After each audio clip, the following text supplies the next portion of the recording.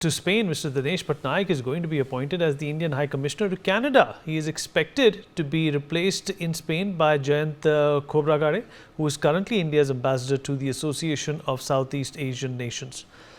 The people, in fact, said on the condition of anonymity that the process for securing an agreement for the formal agreement whereby a state receives a foreign country's envoy for Mr. Patnaik is already underway.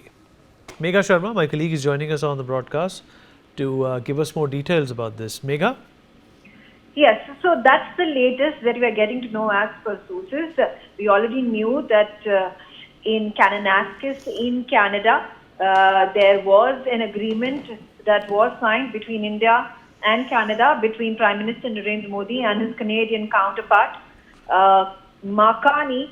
And as per the joint statement that was released by both the leaders of the state, it was decided that India and Canada will restore their diplomatic ties. And the first action that was going to take place, and that was what was decided, was that the reinstatement of the high commissioners in the respective countries. And in just about a month's time, action has been taken in this regard, and therefore the appointment of the new Indian High Commissioner to Canada has been done. His name is Dinesh Patnaik, as you rightly mentioned.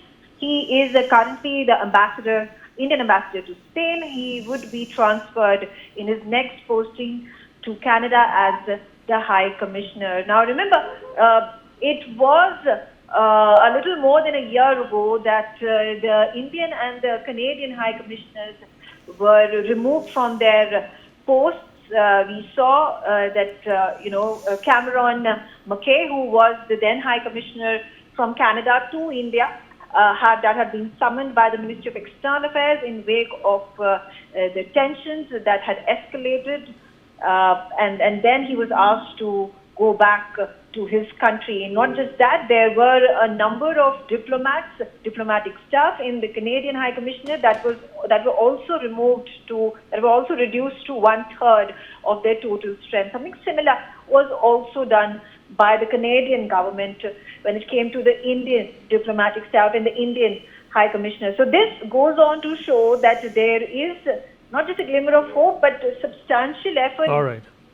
And a positive impact that is being seen after that formal communication has been had, that bilateral conversation that has been had between the Prime Minister and his Canadian counterpart on the sidelines of the Kananaskis G7 summit.